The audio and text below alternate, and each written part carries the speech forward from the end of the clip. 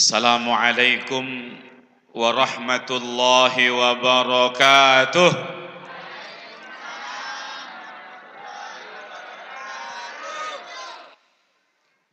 Innal hamdalillah nahmaduhu wa nasta'inuhu wa nastaghfiruhu wa nu'minu bihi wa natawakkalu alayhi wa na'udzu bihi min shururi anfusina wa min sayyiati a'malina. من يهده الله فلا مضل له ومن يضلل فلا هادي له أشهد أن لا إله إلا الله وحده لا شريك له وأشهد أن سيدنا ونبينا محمدا عبده ورسوله لا نبي بعده صلى الله عليه وآله وصحبه وبارك وسلم تسليما كثيرا أما بعد فأعوذ بالله السميع العليم من الشيطان الرجيم يا أيها الذين آمنوا اتقوا الله وقولوا قولا سديدا يصلح لكم أعمالكم ويغفر لكم ذنوبكم ومن يطع الله ورسوله فقد فاز فوزا عظيما. Sadaqallahul adzim. Para alim, ulama, asatid yang saya muliakan,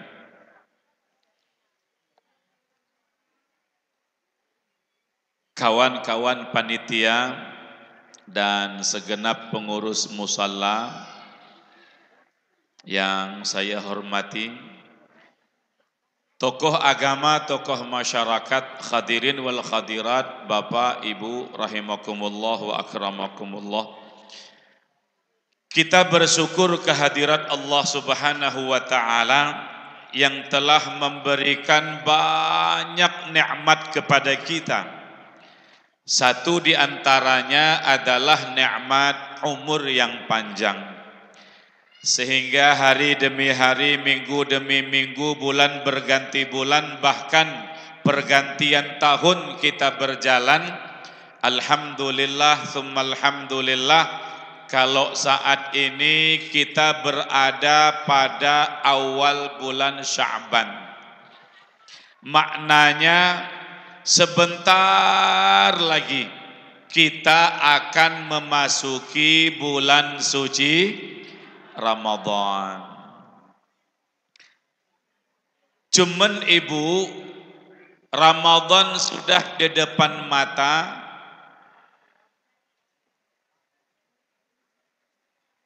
tapi hutang puasa Ramadan tahun yang lalu udah dibayar belum?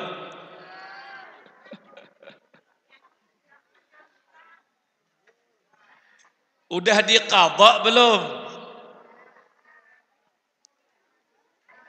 Saya nanya sama ibu-ibu aja, sama mak-mak.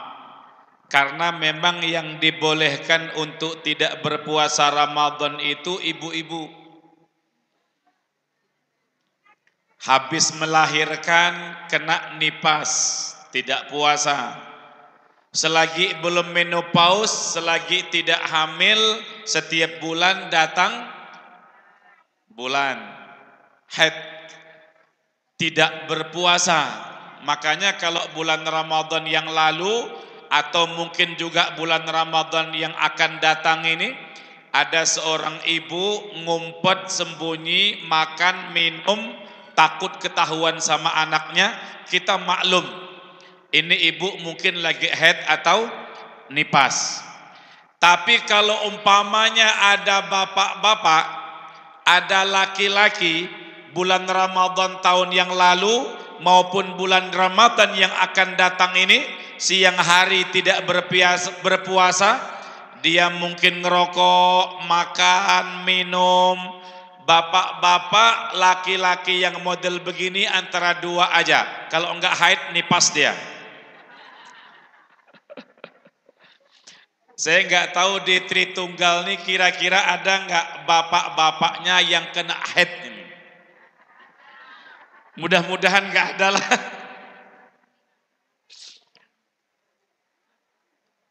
Bapak Ibu yang dimuliakan oleh Allah, semoga Allah panjangkan umur kita, Allah sehatkan badan kita, Allah mudahkan urusan kita, Allah selesaikan masalah kita, Allah tunaikan hajat kita, hajat dunia, hajat akhirat. Allah lapangkan, berkahi, luaskan, banyakkan rezeki kita, sehingga nyampe ke bulan suci Ramadan kita bisa maksimalkan amal ibadah kita kepada Allah Subhanahu wa ta'ala. Saya melihat luar biasa semangat bapak-bapak, ibu-ibu yang ada di Sematu Jaya ini, yang ada di Tritunggal ini. Hari hujan akan tetapi masih tetap hadir di dalam acara Isra dan Mi'raj. Tadi disampaikan bahwa hujan adalah ujian dari Allah Subhanahu. Ujiankah nikmat Ibu? Dalam Al-Quran Allah berfirman surah Al-Baqarah, wa anzala minas samaa'i ma'an fa akhraja bihi minas samarati rizqan lakum. Allah yang menurunkan hujan dari langit, sehingga dengan hujan itu menghidupkan bumi yang mati, menyuburkan pohon yang gersang, keluarlah berbagai macam buah-buahan sebagai rizki bagi kamu. Di dalam surah An-Naba juga Allah menyampaikan, wa anzalna minal mu'sirati ma'an sajjaja, dan kami turunkan dari awan air hujan yang mencurah, linukhrija bihi habbaw wa nabata, supaya dengan air hujan itu kami keluarkan biji-bijian, tumbuh-tumbuhan, wa jannatin alfafa, dan kebun-kebun yang lebat buahnya. Sebab hujan turun maka bumi subur, sawit subur, buah sawitnya banyak. Kalau sawit banyak maka duitnya pun juga. Jadi kira-kira hujan turunin nikmat Allah kah? Bukan ini. Alhamdulillah. Kalaupun hujan mau kita artikan ujian dari Allah Subhanahu wa ta'ala, memang malam ini kita memperingati Isra dan Mi'raj. Wa ma ja'alna ar-ru'ya allati arainaka illa fitnatan linnas. Semua yang dialami, dihadapi, disaksikan oleh Nabi di malam Isra dan Mi'raj itu ujian bagi manusia. Coba ibu bapak, di dalam perjalanan Isra, Nabi diuji oleh Allah Subhanahu wa ta'ala. Ada panggilan Yahudi, Nasrani juga manggil, iblis manggil, dunia juga manggil, halummi ya Muhammad as'aluka. Muhammad mampir dulu lah, kita ngobrol dulu bentar, aku mau nanya nih. Tapi Nabi dipanggil Yahudi enggak mampir, dipanggil Nasrani enggak mampir, dipanggil iblis enggak mampir, dipanggil dunia pun tidak mampir. Terus berjalan dengan mengendarai burak. Ini perjalanan Isra, adalah perjalanan menuju kepada Allah Subhanahu wa ta'ala. Maka tentu ada ujian. Ibu, termasuk salah satu ini ujian yang dihadapi oleh Nabi malam hari itu. Beliau bertemu dengan jin Ifrit, dihadang oleh jin Nabi itu. Tapi beliau enggak takut sama jin. Jangankan Nabi, dalam Al-Quran Allah berfirman, ala inna awliya Allah, ketahuilah bahwa kekasih-kekasihnya Allah, wali-walinya Allah itu la khaufun alaihim walahum yahzanun. Para wali itu nggak takut, nggak gentar, nggak sedih, nggak berduka cita, nggak galau, nggak kacau. Siapa mereka? Alladzina amanu wa kanu yattaqun. Itulah mereka-mereka yang beriman dan bertakwa kepada Allah. Jadi kalau para walinya Allah, kekasihnya Allah, orang beriman bertakwa aja tidak takut, apalagi Rasulullah Muhammad sallallahu alaihi wasallam, pemimpinnya, junjungannya, orang-orang yang beriman dan bertakwa. Nabi enggak takut sama jin. Nah, cuman ketika itu Jibril mengajarkan, ya Muhammad, ala u'allimuka kalimatin taquluhunna idza qultahunna tabi'at syu'latuhu wa kharlafi. Kata Jibril, Muhammad, mau enggak kamu kuajarkan beberapa kalimat ini, doa-doa, kalau kau baca ini, itu jin akan tersungkur, KO, kalah dia. Kata Nabi, bala, iya, saya mau. Maka diajarkan oleh Jibril, langsung dihafal oleh Rasulullah, langsung dibaca oleh Rasulullah. Nah, ini bagus, ini dihafal Pak. Bagus dihafal Bu. Udah hafal belum? Siapa tahu pulang dari acara malam ini, di tengah jalan ada yang menghadang tinggi besar. Misal, umpama besok pagi pas mau kerja, mau dodos sawit, tiba-tiba ada yang mengangkang di atas apa? Umpama kita masuk rumah kosong, melewati tempat yang horor, misalnya bulu merinding, bagus ini dibaca ini. Belum hafal? Ini termasuk oleh-oleh pulang malam hari ini. Kita hafal sama-sama. Siap? Ayo, a'udzu biwajhillahil karim wa bikalimatillahi tammati allati la yujawizuhunna barrun wala fajirun min syarri ma yanzilu minas sama wa syarri ma ya'ruju fiha wa syarri ma dhara'a fil ardi wa syarri ma yakhruju minha wa min fitanil laili wan nahar wa min tawariqil laili wan nahar illa tariq yatruku bi khairin ya Rahman. Gimana? Hafal belum?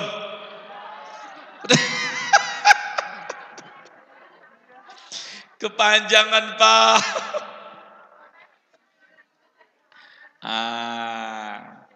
Jadi begitu Jibril tuntun, Nabi baca, jin langsung tersungkur, KO, kalah dia.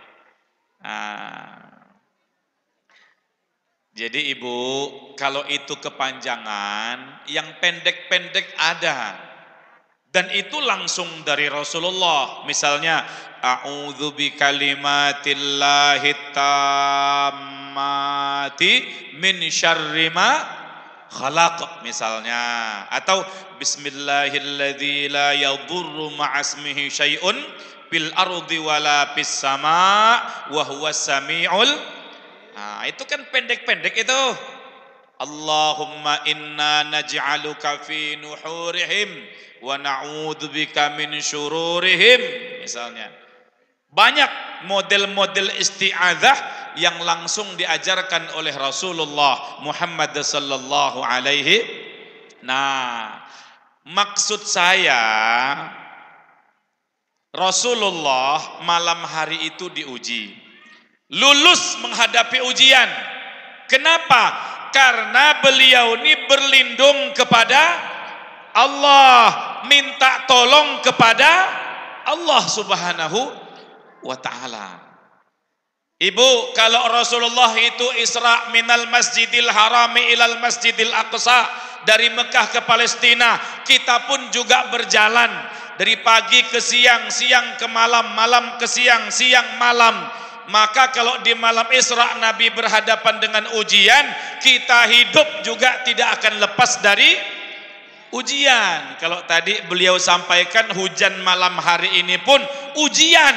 Dengan ujian ini kira-kira datang nggak, hadir nggak di peringatan Isra dan oh ternyata luar biasa. Biarpun hujan tapi tetap datang. Lulus ujian imannya. Seperti lulusnya Rasulullah di malam Isra dan Mi'raj.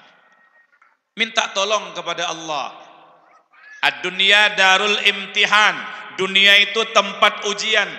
Berani hidup di dunia ini, berani menghadapi ujian. Kalau enggak mau diuji jangan hidup. Iya. Wa nabluukum bil khairi wasyarri fitnah. Kami uji kamu sekalian dengan kebaikan dan keburukan. Walanabluwannakum bisyai'in. Pasti kami uji kamu kata Allah, minal khauf, dengan rasa takut, wal ju' kelaparan, wa naqsim minal amwal, kekurangan harta, wal ampus, ada yang meninggal dunia, wa samarat, paciklek, krisis ekonomi. Tapi menghadapi semua ujian itu, wa basyiris sabirin, berikan kabar gembira kepada orang yang sabar. Innallaha ma'as sabirin. Allah bersama orang yang sabar, Ibu. Fasabrun jamil, sabar itu bagus.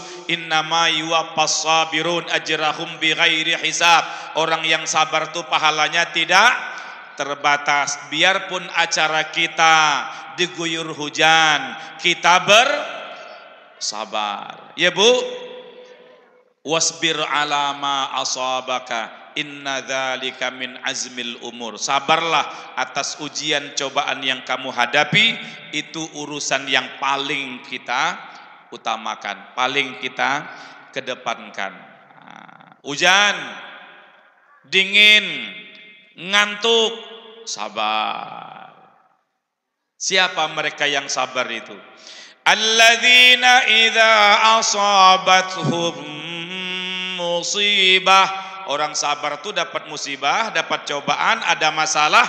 Qalu, mereka berkata, inna lillah wa inna ilaihi raji'un. Kita datang dari Allah, kembali kepada Allah. Hujan turun, yang menurunkan adalah Allah. Mata ngantuk, yang bikin ngantuk siapa? Ngantuk ke Bu? Apa? Masa jam segini sudah ngantuk? Saya aja baru datang kok nggak ngantuk. Jam 9 tadi pagi saya berangkat dari Ketapang. Safari. Dalam rangka acara Isra Mi'raj itu. Dari hari Jumat itu. Tanggal 27. Tanggal 17 ke 27 kemarin. Ya. Dari Jumat tanggal 17 nggak ada ke rumah saya, berangkat ke Seruyan sana, terus ke Sampit, berangkat langsung ke Manis Mata, ke Singkup, Sungai Bakau, Pesaguan. Cuman tadi malam aja, malam Sabtu yang ada istirahatnya itu. Tadi pagi berangkat jam 9. Pas Isya kurang lebih nyampe di sini. Alhamdulillah, dengan izin Allah, Allah pertemukan kita pada malam hari ini. Mudah-mudahan nanti ketemu lagi di Pangkalan Bun kah? Yang nyata kita berharap mudah-mudahan kita bisa bertemu dan berkumpul nanti di dalam surga. Amin ya Rabbal. Bapak Ibu yang dimuliakan oleh Allah Subhanahu wa taala. Ini saya nih melanjutkan sambutan tadi aja. Kalau kita diuji tadi sambutannya, maka sekarang jadi bicara ujian juga saya ini. Termasuk ujian yang dihadapi oleh Nabi di malam Isra dan Mi'raj juga Bapak. Sebelum naik ke langit itu Nabi kehausan. Haus itu. Orang haus obatnya apa coba? Nah, kalau haus minum dulu. Saya haus juga sebenarnya ini. Nah, minum aja kita santai lah. Haus. Cuman Rasulullah waktu itu ketika haus, Jibril datang membawa 3 gelas. 1 susu, 1 arak, satunya air. Nabi nggak banyak mikir, ngambil gelas yang berisi susu, diminum walaupun tidak dihabiskan. Kata Jibril, ikhtartal fitrata ya Muhammad, kau pilih yang fitrah wahai Muhammad, yang suci, susu. Susu itu enak, manis, nikmat, lezat. Saking manisnya, enaknya, lezatnya, nikmatnya susu, dari anak-anak bayi sampai orang-orang tua, bapak-bapak juga senang nyusu tuh. Iya. Ini kan tampang-tampang senang nyusu semua ini. Allah. Kata Jibril, Muhammad, kalau tadi kau minum arak, coba umatmu akan pada mabuk teler semua nanti itu. Sungguh pun Nabi enggak minum arak, banyak juga orang Indonesia yang mabuk. Minum arak, minum tua, whisky, brandy. Apa namanya tuh? Allahu Akbar, Masya Allah. Kullu muskirin khamrun wa kullu hamrin haram. Setiap yang bikin mabuk itu khamar. Setiap khamar itu hukumnya haram. Dan tidak ada hujah, nggak ada argumen yang bisa menghalalkan, nggak ada. Tapi kan Pak, kalau kita minum dikit aja, nggak apa-apa kan? Boleh kan? Enggak. Kata Nabi, ma askara kasiruhu faqaliluhu haram. Kalau minum banyak mabuk, minum dikit enggak mabuk. Banyakkah, dikitkah, mabukkah, enggak-kah? Pokoknya kalau minum haram. Tapi kan Pak, Allah lihat hati kita. Kalau niat kita bagus, minum, tapi niatnya tujuannya bagus untuk obat. Biar tidur malam pules, besok kerja semangat. Enggak. Innallaha anzalad da'ad dawa fatadawaw wala tadawau biharamin. Allah turunkan penyakit, Allah siapkan obat, silakan berobat, tapi jangan menggunakan barang yang haram.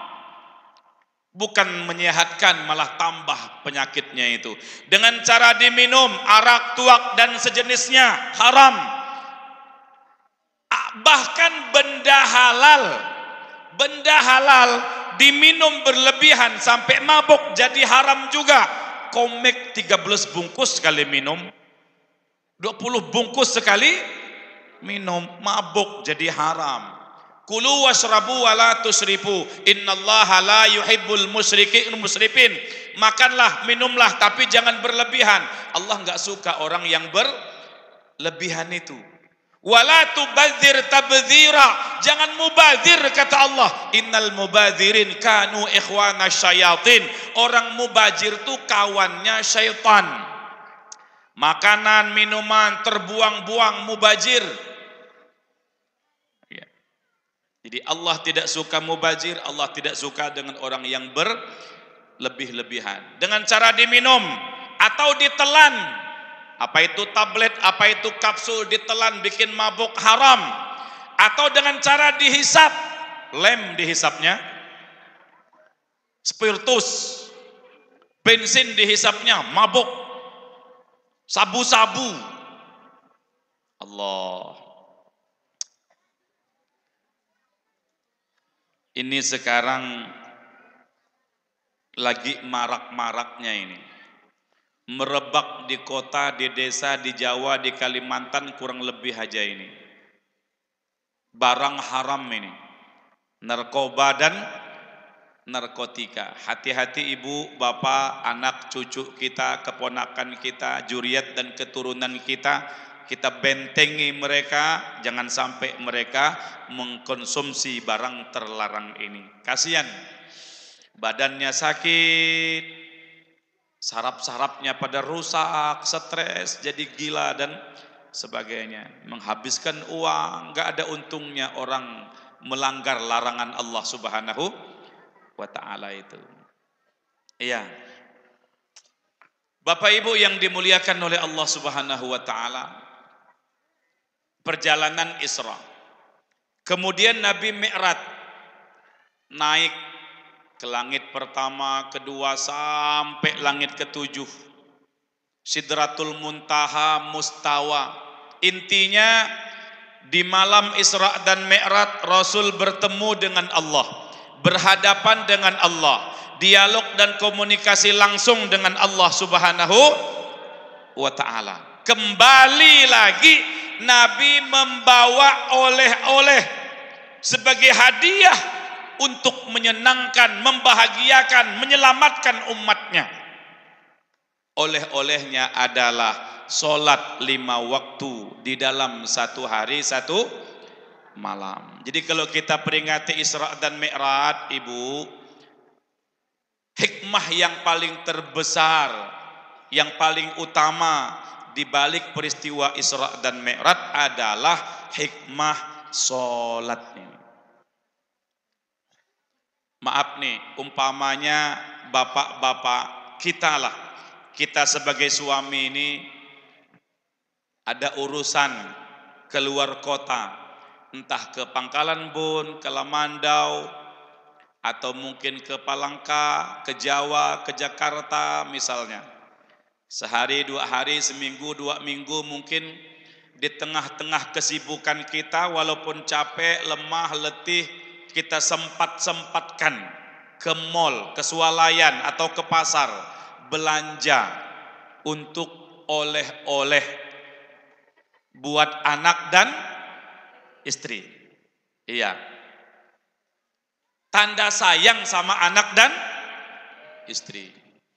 Udah sampai saatnya pulang, balik kampung, oleh-oleh dibawa. Kalau oleh-oleh berupa makanan, mudah-mudahan dimakan sama anak dan istri. Kalau oleh-olehnya pakaian, mudah-mudahan dipakai sama anak dan istri. Tapi ternyata begitu pulang kampung, nyampe ke rumah, oleh-oleh yang dibawa malah disia-siakan. Oleh-oleh makanan gak dimakan sama anak istrinya. Pakaian yang dikasihkan gak dipakai. Kira-kira bapak-bapak kecewa gak, Pak? Kecewa kan? Kecewa. Allah. Iya, pakailah Bu, walaupun daster. Nggak dibawain. Allah. Ini buka kartu ini Pak.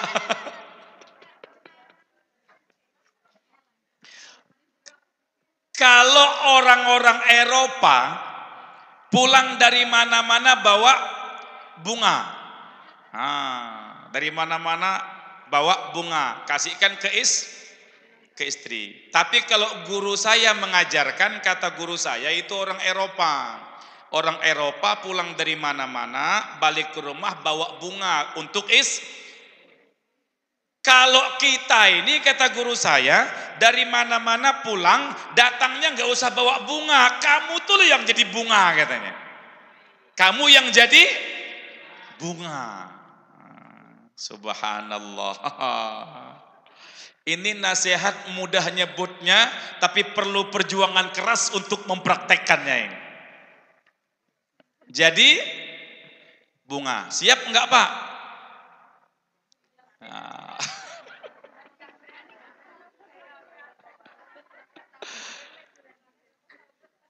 Allah. Oke, mohon maaf kita kembali ke tadi itu. Jadi ketika suami, ketika ayah datang ke rumah membawa oleh-olehnya nggak dimakan, nggak dipakai sama anak dan istri, maka suami ini kecewa, ayah ini kecewa. Bagaimana dengan Rasulullah Muhammad sallallahu alaihi wasallam menempuh perjalanan yang begitu jauh, minal Masjidil Haram ilal Masjidil Aqsa, dari Mekah ke Palestina, menembus 7 lapis langit, Sidratul Muntaha, Mustawa, jarak ditempuh begitu jauh. kembali lagi membawa oleh-oleh sholat, berikan kepada umat dengan harapan umat ini mau sholat. Tapi ternyata umat Nabi Muhammad banyak yang meninggalkan. Kira-kira kecewa enggak Rasulullah nih? Oleh-oleh yang dibawa kok enggak diambil, kok enggak diamalkan, kok enggak dikerjakan. Jangan membuat kecewa Rasulullah sallallahu alaihi. Maka maksud saya, dengan semangat Isra Mi'raj kita malam hari ini, sesibuk apapun, serepot apapun, secapek apapun, kalau mungkin kita sakit, separah apapun penyakit kita, pantang bagi kita meninggalkan, ya Bu, sholat, ya Pak, sholat. Tapi Pak Ustadz, saya ini sakit loh, nggak bisa berdiri, gemetaran saya, duduk. Nih sholat duduk di kursi gini bisa, Allahu Akbar, ruku Allahu Akbar, sami Allahu liman hamidah, Allahu Akbar, bisa. Duduk bersila bisa, duduk antara dua sujud bisa, iftiras itu bisa. Nggak kuat Pak duduk saya, baring miring, sana kiblatkan. Sini kepala, sini kaki, miring kanan, ngadap kiblat. Gak mampu juga telentang, sana kaki, sini kepala, bantalnya agak ditinggikan dikit. Bisa, gak sanggup sembahyang dengan mata, gak sanggup sembahyang dengan hati, masih gak sanggup juga disembahyangkan. Iya, inna lillah wa inna ilaihi raji'un. Sholli qabla an tusalla, sembahyanglah kamu sebelum kamu disembahyangkan. Enggak ada gunanya hidup kalau orang tidak sholat, tidak sembah. Walaupun hidup 1000 tahun, kalau tak sembahyang apa gunanya? Walaupun hidup 1000 tahun, kalau tak sembahyang apa gunanya? Enggak ada gunanya hidup kalau tidak sholat. La sahma fil Islam liman la sholata lahu. Tidak ada bahagian dalam Islam bagi orang yang tidak sholat. Coba ibu, bapak, puasa, zakat, haji, perintah-perintah Allah yang lain cukup Allah titip lewat Jibril. Jibril nyampaikan kepada Rasulullah, Rasul nyampaikan kepada umat. Tapi sholat beda. Allah enggak titip. Nabi dijemput dengan terhormat, Jibril, Mikail turun ke bumi. Bahkan dalam riwayat Israfil pun ikut menjemput Rasulullah dengan kendaraan yang terhebat, burak. Satu langkah burak itu sejauh mata memandang. Dijemput dengan terhormat, dibawa menghadap kepada Allah. Allah yang langsung memberikan solat, Nabi yang langsung menerima perintah solat tanpa perantara. Ini menandakan solat beda dibanding dengan ibadah yang lain. As-salatu khairu maudhu'in. Solat adalah sebaik-baik ketetapan perintah Allah Subhanahu wa ta'ala itu. Iya.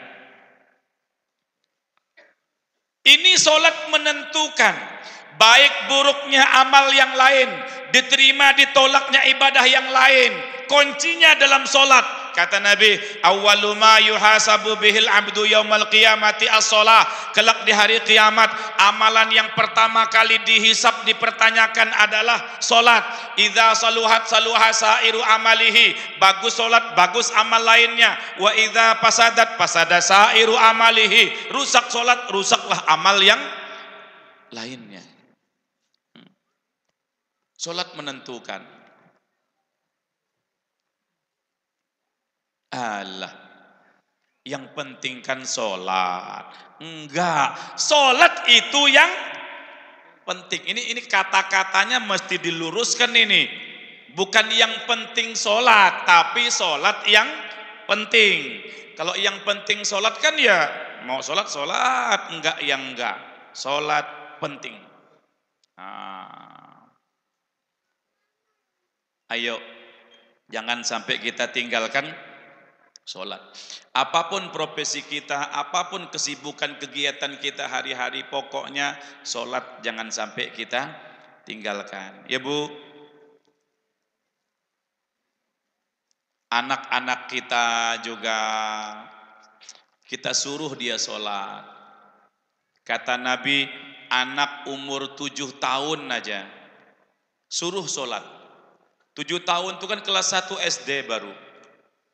10 tahun umur anakmu tidak mau sholat, padribu, pukul, kata Nabi. Saking pentingnya sholat, sampai Nabi nyuruh memukul anak sendiri kalau dia tidak mau sholat. Makanya kata beliau, semoga Allah merahmati orang tua yang menyimpan tongkat atau rotan di rumahnya untuk mendidik anak-anaknya. Jadi coba ibu, bapak, rotan boleh mukul anak, Nabi nyuruh, tapi pukulan mendidik. Kalau ada orang tua mukul anak sampai bengkak hidup, babak belur, itu enggak sayang anak namanya. Iya. Anak umur 10 tahun tidak mau sholat, kata Nabi pukul. Dipukul pakai apa? Boleh pakai rotan. Yang jadi pertanyaan, kalau yang tidak sholat, ibu dan bapaknya dipukul pakai apa?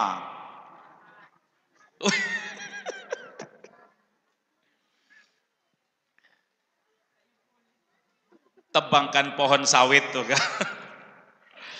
Saya minta maaf, maksud saya lisanul hal ablaghu min lisanil maqal. Mendidik langsung dengan praktek perbuatan gerakan anggota badan lebih ampuh ketimbang kata-kata. Maaf kalau kita orang tua ini hanya bisa main telunjuk, main perintah, main suruh, tapi enggak memberi contoh dengan praktek perbuatan. Itu sebabnya anak kadang-kadang enggak nurut sama orang tua itu. Oh iya, ada bapak-bapak zuhur, asar, maghrib, isya, subuh jarang kelihatan di musalla, di masjid. Anaknya disuruh ke masjid, ke musalla, kacung. Ini orang Madura ini. Utuh orang Banjar, jang, nang, le, sholat kamu ke musalla, ke masjid. Kata si anak, bapak aja nggak ke masjid, bapak aja nggak ke musalla. Emangnya enak. Iya. Makanya kadang-kadang hati itu sedih rasanya. Ada masjid, musalla, zuhur, asar, maghrib, isya, anak-anak banyak di situ. Yang tua nggak kelihatan. Ada itu ada. Allahu Akbar. Kalau di Sematu Jaya enggak, di Tritunggal enggak, begitu. Iya, rajin sholat itu. Pokoknya berangkat ke kebun aja bawa sejadah. Iya, yang laki-laki bawa kopiah, bawa baju koko, bawa sarung. Bila perlu bawa jubah, sorban, siwak, tasbih gitu. Ke kebun ini. Ibu-ibunya bawa mukena, sejadah. Bagus di kebun itu kalau emang kita berangkatnya pagi, misalnya pulang sebelum zuhur, sholat di musalla, ibu-ibu di rumah, ke musalla juga boleh, begitu. Tapi kan kadang-kadang ada yang berangkat pagi, pulangnya jam 2, jam 3. Kalau di perusahaan tuh kadang-kadang ada yang seharian loh itu, 5:30 kadang-kadang sudah apel siap itu. Ayo jam 2, jam 3 sudah bangun, masak untuk bontot kan. Pagi-pagi entah subuh kah, enggak lah. Berangkat ke kebun kadang-kadang, Masya Allah, jam zuhur masih di kebun, jam asar masih di, nggak apa-apa. Jadi kita sholat aja di kebun itu. Masuk zuhur, masuk asar, kalau memang kita di kebun, wudhu kita. Bagus kumandangkan azan di tengah-tengah pohon sawit tuh. Itu kalau mendengar azan itu, maka dedemit genderuwo, kolong wewe, pampir, kuntilanak, jai langkung, pocong, tuyul kabur semua itu dengar suara azan tuh. Tapi kayak apa-apa, nggak bawa tikar, nggak bawa karpet, nggak bawa sejadah, tebangkan pelepah sawit tuh, hamparkan di tengah-tengah kebun sawit, sholat di atas pelepah sawit, bayangkan seolah-olah sholat di atas pelepah korma. Kan mirip dengan korma tuh sawit tuh. Nah, sholat. Alah pak, jangankan mau di kebun, di rumah itu loh nyantai aja nggak sholat.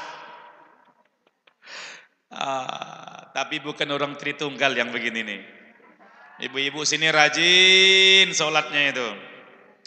Iya, yang di kantor, yang di sekolahan, yang di pasar, yang di toko rajin sholat. Yang mungut berondolan rajin sholat, yang dodos, yang mupuk, yang merawat rajin.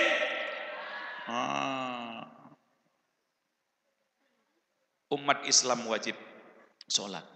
Anak-anak kita suruh mereka sholat. Sekarang ini ibu, bapak, anak-anak kita ini ditantang dengan adanya tayangan-tayangan yang sangat tidak mendidik. Media sosial tuh coba HP disalahgunakan, pergaulan bebas tanpa mengenal batas, narkoba dan narkotika, obat-obatan terlarang merebak di mana-mana. Lingkungan, pergaulan, kawan sekarang sangat tidak mendukung untuk anak cucu kita ini. Kira-kira betulkah benar ini? Kadang-kadang ada anak kita, keponakan kita, cucu kita, anak kawan kita, anak tetangga kita yang sudah ketularan maksiat dan mungkarat. Gimana cara menghentikan mereka dari maksiat? Inna sholata tanha anil fahsya'i wal mungkar. Dengan sholat itu anak cucu kita jauh dari maksiat dan mungkarat. Maka kalau orang tuanya sholat, anak-anaknya pun juga mesti dilatih, diajari, diajak, dibawa, disuruh untuk sholat. Tantangan makin berat ibu bapak.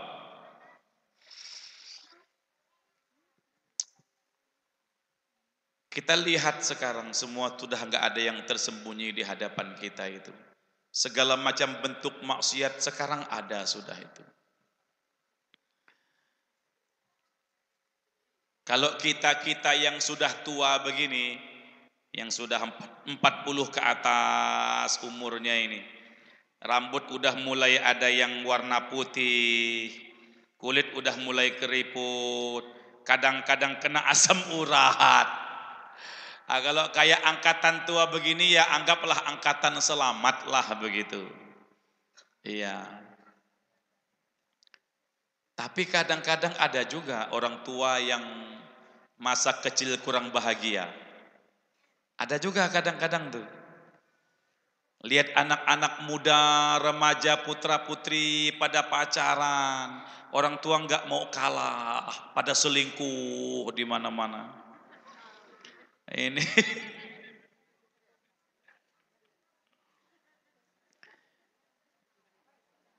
lihat anak-anak trek-trekan, kebot-kebotan begitu.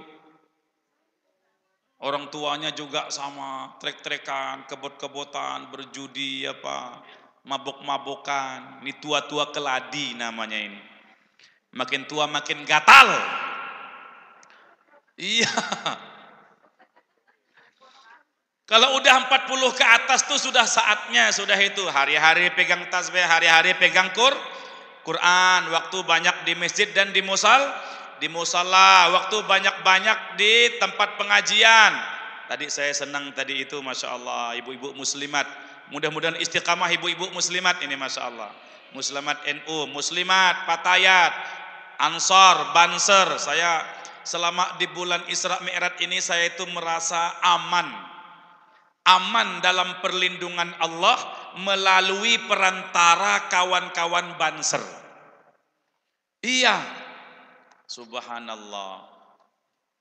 Sampai kemarin malam Ahad yang lalu itu saya ceramah di Manis Mata sama Umi dan anak saya yang nomor 4, sekarang lagi istirahat, kecapean dia. Sapa 12 jam kurang lebih di perjalanan. Malam itu kami tidur aja, istirahat. Tapi di luar tuh Banser nggak tidur itu. Subhanallah. Maka kita bersyukur ada NU, alhamdulillah. Bersyukur jadi orang NU, alhamdulillah. Bersyukur Allah pilih jadi muslimat, Patayat. Begitu. Mudah-mudahan Allah istiqamahkan kita insyaallah. Bapak Ibu yang dimuliakan oleh Allah Subhanahu wa taala. Kita kembali. Jadi anak-anak kita ini wariskan agama kepada mereka ini. Tantangan makin berat.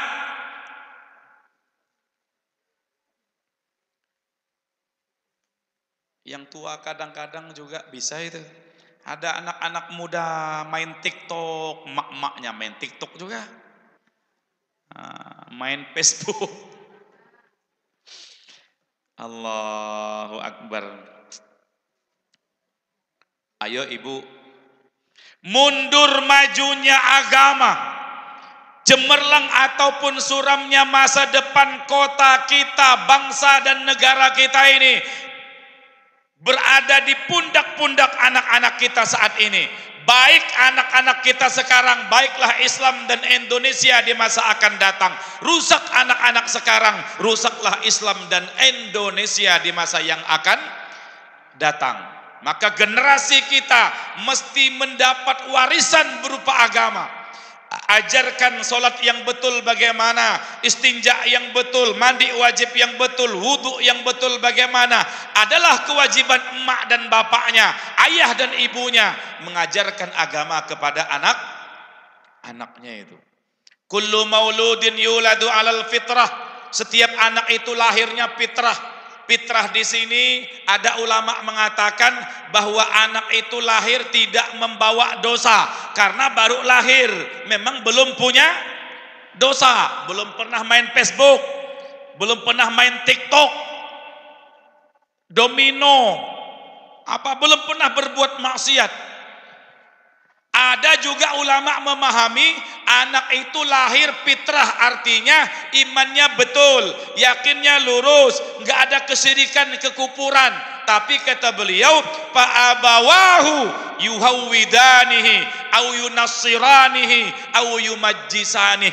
Ayah dan ibunya, emak dan bapaknya yang menjadikan anak itu Yahudi, Nasrani ataupun Majusi. Baik buruknya masa depan seorang anak akan jadi apa kelak itu anak, tergantung pendidikan, bimbingan dari kedua orang tuanya.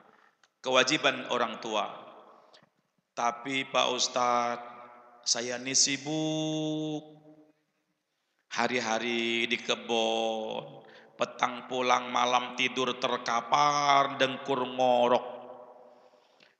Capek, besok berangkat ke kebun lagi, malamnya tidur lagi. Waktu ngumpul sama anak tuh sedikit sekali.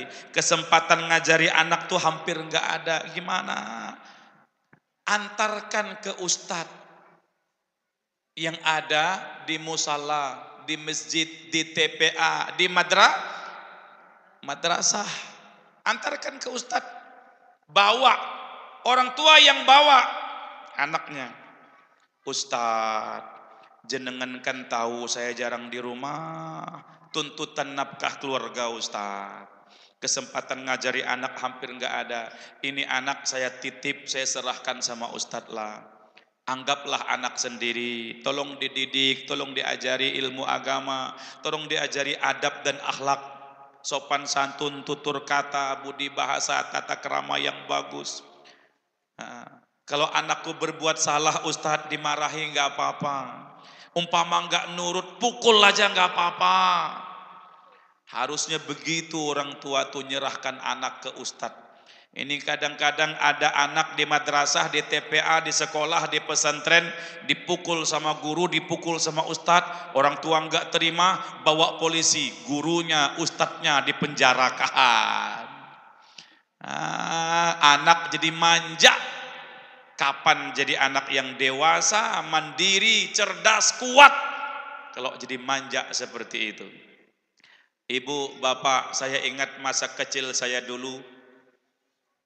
Kalau dihukum sama guru di sekolahan, nangis lapor, Pak, dihukum sama guru tuh, dicubit. Apa kata orang tua? Sini tak tambahin lagi katanya.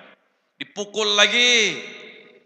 Begitu, karena orang tua paham, nggak mungkin anakku dihukum kalau tidak berbuat murid yang lain banyak, santri yang lain banyak, kenapa anakku yang dihukum? Berarti dia bersalah.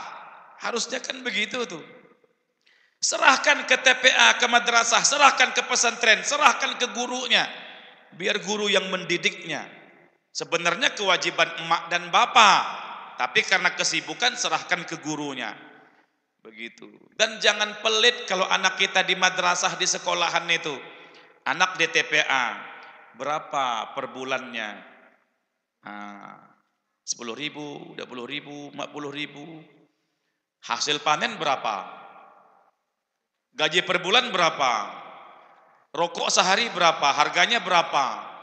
Kadang-kadang aneh, banyak Pak, Bu yang curhat sama saya di Pangkalan Bun sana itu. Guru-guru TPA itu. 20.000 aja 1 bulan tuh loh. Enggak bayar. Padahal orang tuanya ngerokok sehari 2 bungkus. Iya, sekali masuk ke rumah makan berapa ratus ribu habisnya. Bakso lewat, kelenteng, Amang bakso, mampir. Iya, nasi kuning lewat, Mang, mampir. Mie ayam lewat, Mang, mampir. Sehari berapa menghabiskan duit untuk yang gitu-gitu aja. Uang bulanan anak di TPA nggak kebayar. Ada yang begitu itu ada. Walaupun tidak banyak tapi ada. Pingin anak jadi cerdas dan pinter, tapi orang tuanya pelit, nggak bisa. Kalau orang tuanya pemurah, Allah lebih pemurah lagi memberikan ilmu kepada anaknya. Begitu dia. Bapak Ibu yang dimuliakan oleh Allah Subhanahu wa taala. Syukur kalau anak kita masukkan ke pondok pesantren dia. Suruh dia tuh belajar nuntut ilmu. Belajar nahwu, saraf, baca kitab kuning, kitab gundul di pesantren. Ini kadang-kadang jangankan kitab gundul, kitab gondrong aja nggak bisa baca. Iya. Suruh dia menghafal Quran sampai hafal Quran 30 juz. Alhamdulillah berkat doa ibu bapak semuanya. Tanggal 11 Februari kemarin kita wisuda 14 orang santri putra kita yang menyelesaikan hafalan Al-Qur'annya 30 juz. Kemudian minggu paginya kita wisuda santri-santri putrinya yang hafal Quran 30 juz. Untuk tahun ini, setiap tahun kita mengeluarkan hafiz Al-Quran. Alhamdulillah. Di Pangkalan Bun Ibu, kalau pas main Bapak Ibu mau ke Jawa, mungkin mau ke pelabuhan, mau ke bandara, umpamanya berliburan, main-main ke taman kota, ke kubu, mampir di pondok pesantren saya. Di bundaran Pancasila itu, di depan Hipermat, persis bandara dekat, pelabuhan dekat, nyebrang aja masuk Hipermat sudah. Sampingnya ada perguruan tinggi, bundaran, taman kota. Jadi pusat perbelanjaan, pusat hiburan di situ. Di situ pondok pesantren saya ada 400-an santrinya kurang lebih, putra dan putri. Setiap tahun kita mengeluarkan hafiz Al-Quran. Untuk tahun ini kemarin kita laki-lakinya 14, perempuannya 5. Hafal Quran 30 juz. Allahu Akbar. Alhamdulillah, itu barokah doanya Bapak Ibu semua itu. Dan subhanallah, Rasulullah bersabda kan, man qara'al Qur'an wa amila bima fihi ulbisa walidahu yaumal qiyamati tajan dau'uhu ahsanu min dau'is syams. Orang yang hafal Quran itu, kata Nabi, kelak di hari kiamat mak dan bapaknya, ayah dan ibunya dipakaikan mahkota yang lebih terang dari cahaya matahari. Makanya saat wisuda tahfiz Quran santri putri 30 juz hafal Quran kan, ibu-ibunya kita minta naik ke atas panggung. Ibu-ibunya duduk di atas kursi begini. Anak perempuannya yang wisuda hafal Quran 30 juz tadi itu duduk di bawah, memasangkan mahkota di kepala ibu mereka. Bayangkan seolah-olah nanti di hari kiamat anak hafiz Quran memasangkan mahkota di kepala emak dan bapaknya. Terharu suara tangisan ibu-ibu yang menyaksikan itu. Subhanallah, luar biasa itu. Dulu ketika saya memulai buka pesantren tahfiz Quran tahun 2004 ditertawain sama orang Pangkalan Buntu, Bu. Iya, tapi saya nggak peduli. Terus, alhamdulillah sampai sekarang udah nggak bisa menghitung saya berapa jumlah santri kita yang menyelesaikan hafalan Al-Qur'annya. Bahkan sekarang kita udah buka cabang pesantren kita 2 titik di Kalimantan Barat sana. Jadi santri kita yang udah selesai hafalan Qur'annya, kajian kitabnya, kita kirim ke pondok cabang ngajar di sana. Kita meniru pesantren-pesantren yang ada di Pulau Jawa, begitu. Belajar pelan-pelan, sedikit-sedikit. Memang anak saya pun juga mondoknya di Jawa, di Magelang. Karena memang untuk ilmu agama ini Jawa memang sumbernya di sana. Kiai banyak, ulama banyak, pesantren juga banyak di sana. Tapi alhamdulillah kemarin orang-orang terharu waktu dibacakan itu, di antara yang kita wisuda laki-laki ini ada namanya Musripin, begitu. Telah menyelesaikan hafalan Quran 30 juz, asal dari Wonosobo, Jawa Tengah. Kaget orang-orang, loh ada juga lah orang Jawa mondok di Kalimantan. Luar biasa, Masya Allah. Kapan-kapan Bapak Ibu main-main ke Pangkalan Bun, mampir ke tempat saya. Cuman memang saya jarang di tempat, keliling kemana-mana itu. Seperti ini saya jarang di tempat, berangkat lagi, pergi lagi, berangkat lagi, pergi lagi. Tapi kawan-kawan yang lain ada di sana, insya Allah itu. Ya. Dan ayah ibunya pada hari kiamat nanti, kata Nabi, Allah pakaikan jubah baju kehormatan. Bagus, indah, mahal, lebih mahal dari dunia beserta isinya itu. Bahkan ada hadis Nabi, man qara'al Qur'an fastazharahu wa ahalla halalahu wa harrama haramahu adkhalahu Allahul jannata. Orang hafiz Quran 30 juz itu, kata Nabi, adkhalahu Allahul jannata. Allah jamin masuk surga, ahli surga. Bukan hanya dia ke surga, wa syafa'ahu fi asyratin min ahli baitihi kulluhum kad wajabat lahun nar. Coba itu. Hafiz Quran menolong, membela, menyelamatkan, memberi syafaat kepada 10 orang ahli keluarganya. Yang 10 orang ini fasik pendosa, udah diponis masuk neraka. Tapi 10 orang gagal ke neraka, dipimpin, dituntun, dibawa oleh hafiz Quran masuk ke dalam surga. Mungkin ibu bapaknya, mungkin paman bibinya, mungkin kakek neneknya. Beruntunglah kakek dan nenek kalau cucunya hafiz Quran. Beruntunglah paman dan bibi punya keponakan hafiz Quran. Beruntunglah ayah dan ibu punya anak hafiz. Cetak ibu anak-anak kita. Ada yang hafal Quran 30 juz. Begitu. Tidak harus mahal. Mau yang mahal silakan. Yang murah ada. Mau yang jauh silakan. Yang dekat pun juga ada. Di pesantren saya itu mungkin paling murah lah sepangkalan Bun itu. Pendaftaran 1 juta. 1 juta pendaftaran sudah kita kasih lemari, kasur, bantal, sudah tuh. Uang makannya per bulan 200.000. Makan sehari 3 kali, pagi, siang, malam. Nggak ada uang bangku, nggak ada uang gedung, nggak ada uang air, nggak ada uang listrik. Pokoknya 200.000 sebulan untuk makan dia saja. Banyak yang nanya, Pak Kiai, cukupkah 200.000 untuk sebulan di Kalimantan? Saya katakan cukup. Kenyataan selama ini anak-anak kita nggak pernah kelaparan. Orang kafir, orang syirik yang ingkar durhaka maksiat sama Allah aja Allah beri makan, apalagi anak kita siang malam mereka baca Quran, nuntut ilmu, sholatnya terjaga, nggak mungkin dilapar oleh Allah Subhanahu. Dengan biaya semudah itu bisa menjadi hafiz Al-Quran. Memang saya punya prinsip yassiru wala tu'assiru, kata Nabi. Berikan kemudahan, jangan mempersulit. Yuridullahu bikumul yusra wala yuridu bikumul usr. Allah menghendaki kemudahan, Allah enggak nyusahkan.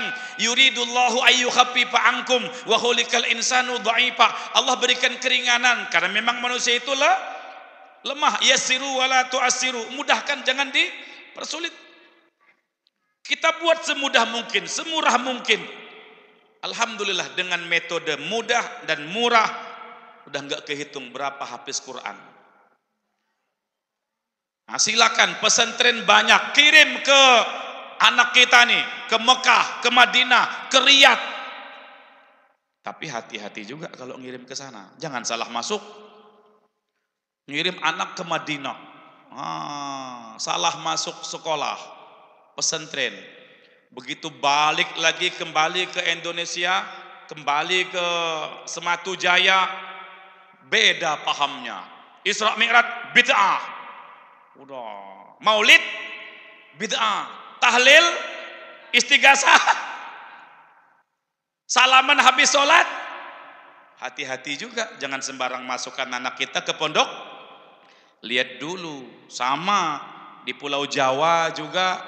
Kalau kita lihat kan daftar pesantren-pesantren Wahabi ini, ternyata di Pulau Jawa pun juga banyak. Hati-hati ibu bapak memasukkan anak kita ke pondok pesantren. Jangan salah masuk, nanti khawatir tahu-tahu begitu dia pulang kita dibid'ah-bid'ahkan, disirikkan.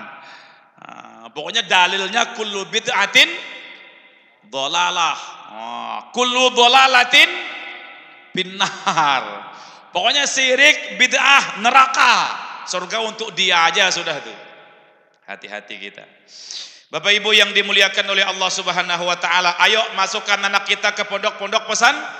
Hasil survei membuktikan tempat yang terbaik, lingkungan yang terbaik, kawan yang terbaik, pergaulan yang terbaik untuk anak-anak zaman now adalah pondok pesantren, Ibu Bapak. Walaupun tidak 100% aman, tapi angka bahaya lebih kecil ketika anak kita di pondok di pesantren. Mereka nggak boleh main HP, ketahuan disita HP-nya. Mereka nggak boleh naik motor trek-trekan, kebot-kebotan. Di pesantren nggak boleh nonton TV, di pesantren nggak ada TV, nggak boleh pacaran. Coba kalau di luar sana, siang malam, kalau nggak HP lato-lato.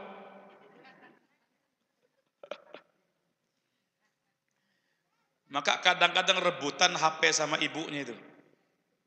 Iya. Saya Pangkalan Buntu pernah melihat ada ibu-ibu tanding main lato-lato sama anaknya. Masukkan pesantren, masukkan pondok pesantren. Lebih aman dia di pesantren dalam pengawasan para ustadznya itu. Asyariku pisarri sarun, berkawan dengan orang yang rusak ketularan jadi rusak. Saya minta maaf ini, aslinya anak kita itu Bu seperti air nih, putih, bening, jernih. Tapi air yang putih dan jernih ini mudah sekali berubah. Kemasukan kopi dikit aja berubah jadi hitam. Kemasukan teh dikit aja berubah jadi coklat, kuning. Anak kita tuh aslinya baik, bagus. Kenapa? Setiap orang tua sudah mendidik, mengajarkan adab, akhlak, sopan santun, tata krama, budi bahasa yang baik kepada anak-anak di rumah. Tapi begitu dia keluar rumah, ketemu dengan kawan-kawannya, bermain, bergaul, kalah pendidikan di rumah dengan pergaulan di luar tadi itu. Ya, jadi betul kalau ada lagu Wong Kang Soleh Kumpulono itu kan, itu tembang itu mendidik itu. Wong Kang Soleh Kumpulono. Bergaul dengan orang-orang soleh, biar ketularan jadi soleh. Berkawan dengan orang-orang baik, biar ketularan jadi. Ini untuk anak-anak kita. Nah, carikan anak kita kawan yang terbaik, orang-orang lingkungan yang terbaik. Iya, hati-hati. Iya, sebab anak orang tua masuk surga, tapi gara-gara anak juga orang tua bisa terjerumus ke dalam api neraka. Kalau kita masukkan anak kita ke pondok pesantren, berarti kita menyelamatkan anak kita, menyelamatkan diri kita sebagai orang tua juga. Kita masukkan anak kita ke pondok pesantren, disuruh menghafal Quran di pesantren, sama dengan mendaftarkan 11 orang masuk surga. Dia masuk surga, 10 orang dibawanya ke surga. Iya kan? Ayo Bapak Ibu yang dimuliakan oleh Allah Subhanahu wa taala, kalau dia sudah dapat ilmu, baca Qur'annya bagus, akhlaknya bagus, dia pun akan rajin sholat. Itu harapan kita. Nah, jadi orang tuanya rajin sholat, anaknya pun juga karena dimasukkan pesantren tadi jadi anak yang rajin sholat. Terakhir, sudah jam 10:30 Ibu, sedikit lagi. Bisa nambah Bu? Boleh Bapak? Sedikit lagi lah, enggak lama. Paling 3 jam lagi selesai kita. 5 menit, 10 menit, sebentar. Jadi tadi pertama, Allah yang berikan sholat, Nabi yang terima tanpa perantara. Maksudnya apa? Pertama tadi, sholat adalah ibadah yang paling utama. Sekarang yang kedua, Allah yang serahkan sholat, Nabi yang langsung terima perintah sholat tanpa perantara. Maksudnya apa? Berarti yang tahu, yang ngerti, yang paham betul gimana cara mendirikan, melaksanakan sholat adalah Rasulullah Muhammad Sallallahu Alaihi Wasallam. Makanya kalau kita pingin betul, bagus sholatnya, ikuti Rasulullah. Laqad kana lakum fi Rasulillahi uswatun. Figur kita, idola kita, contoh tauladan yang terbaik adalah Rasulullah, termasuk di dalam sholat. Sallu kama ra'aitumuni usalli. Sholatlah kamu, kata Nabi, seperti mana kamu lihat aku sholat. Gimana cara Nabi itu sholat coba? Ini subhanallah. Pertama, Nabi contohkan selalu di awal waktu ibu, bapak. Al-Quran, inna sholata kanat alal mu'minina kitabam mauquta. Sholat itu Allah tentukan waktunya sudah bagi orang beriman. Nabi ditanya, ayul a'mali afdal, amal apa yang paling afdal? Kata beliau, as-sholatu ala waqtiha, sholat tepat waktu. Abdalus sholati fi awali waqtiha, sholat yang paling afdal di awal waktu. Maka dengan semangat mi'raj kita malam hari ini, jangan menunda-nunda, jangan mengundur-ngundur waktu. Allah jangan diberi sisa. Maghrib sudah mau terbenam matahari, subuh sudah terbit matahari. Jangan diberi sisa. Yang namanya barang sisa kita aja nggak mau. Ada waktu sholat, nggak ada waktu nggak sholat. Dua, Nabi contohkan sholatnya itu selalu berjamaah. Warka'u ma'ar raki'in. Rukuklah kamu bersama orang-orang yang ruku berjamaah. Salatul jama'ati afdalu min salatil fadzi bi 27 darajah. Berjamaah lebih afdal dari sendiri 27 derajat. Coba. Ini uang 1.000 rupiah, ini 27.000. Ambil yang mana ibu? Pak. 1.000 dengan 27.000. Pilih mana? Urusan duit kita 1.000 dibanding 27.000, tetap kita ngambil yang 27.000. Itu duit loh itu. Bagaimana urusan syafaat Rasulullah? Urusan pahala, rahmat, ridho dan cintanya Allah. Sholat sendiri dapatnya 1. Sholat berjamaah dapat 27. Mestinya orang cinta akhirat memilih sholat berjamaah. Solid kita, kompak kita, bersatu kita melalui sholat berjamaah. Iya kan? Safnya lurus, rapat, takbir bersama, rukuk bersama, sujud bersama, berdiri bersama, duduk Jadi lambang, simbol persatuan, kekompakan, kebersamaan umat itu dalam sholat berjamaah. Pingin bersatu, pingin solid, pingin kompak, pingin akor, pingin rukun. Caranya gimana? Ayo sholat berjamaah.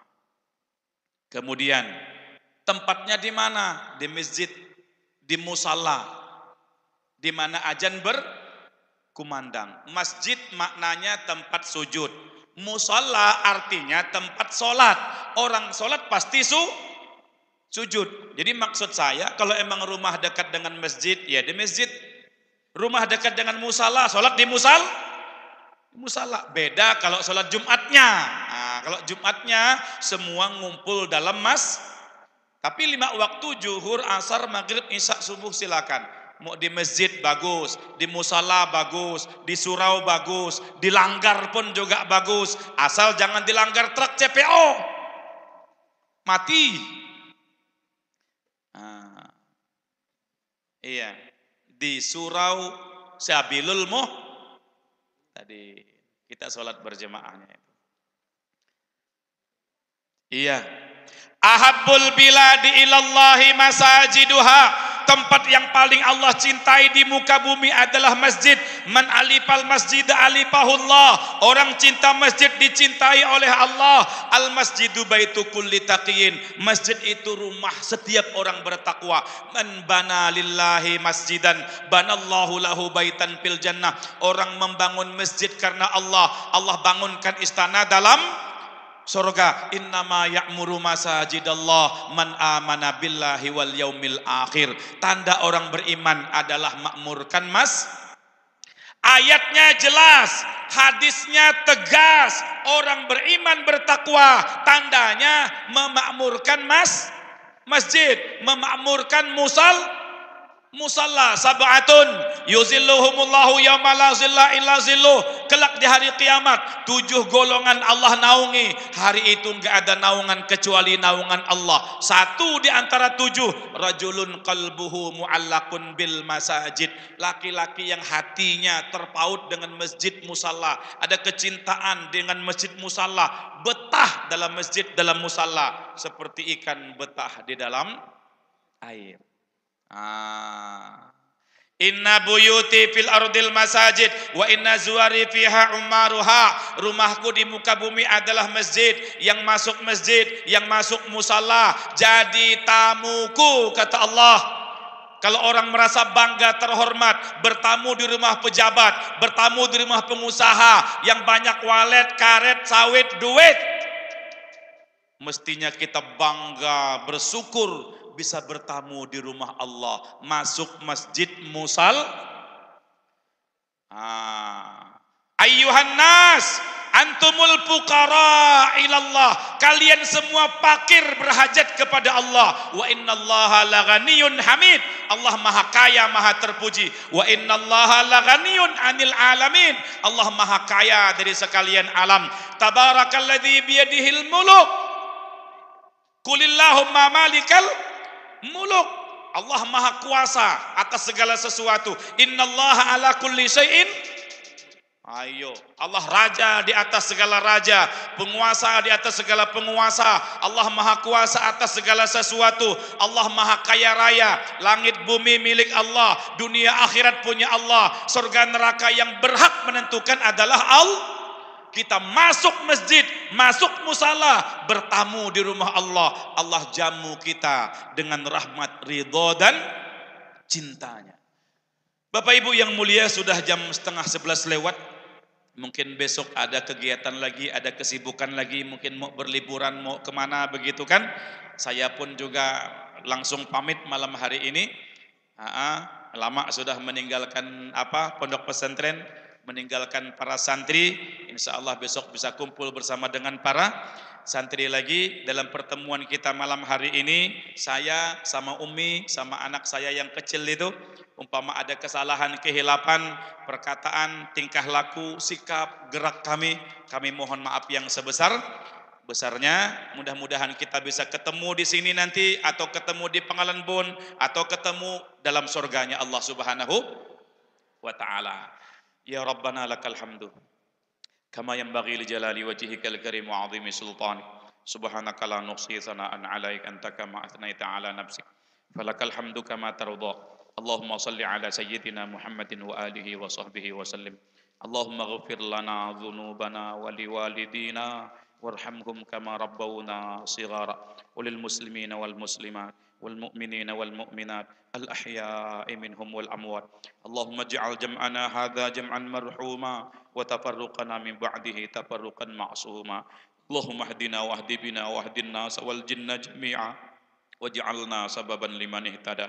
Nas'alukal huda wat tuqa wal afafa wal ghina. Allahumma inna na'udzubika minal barasi wal judham wal junun wa sayil asqam. Allahumma daf'anna al bala wal waba wal ghala wal fahsya wahfadhna minal fitani ma dhahara minha wa ma batan.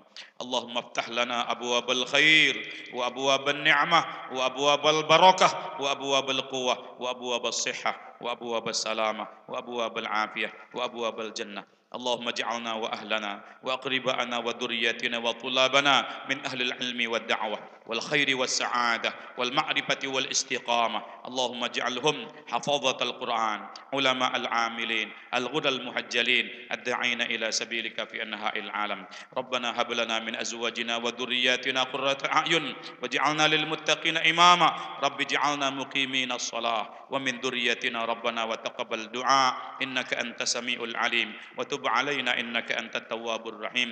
ربنا آتنا في الدنيا حسنة وفي الآخرة حسنة وقنا عذاب النار. صلى الله على سيدنا محمد وآله وصحبه وبارك وسلم والحمد لله رب العالمين. Baik, dari Allah salah khilaf minta maaf. Barakallahu li wa lakum bil Qur'anil Karim wa nafa'ani wa iyyakum. Subhanallah wa bihamdih, subhanakallahumma wa bihamdika asyhadu an la ilaha illa anta astaghfiruka wa atubu ilaik. Tsumma assalamu alaikum warahmatullahi wabarakatuh.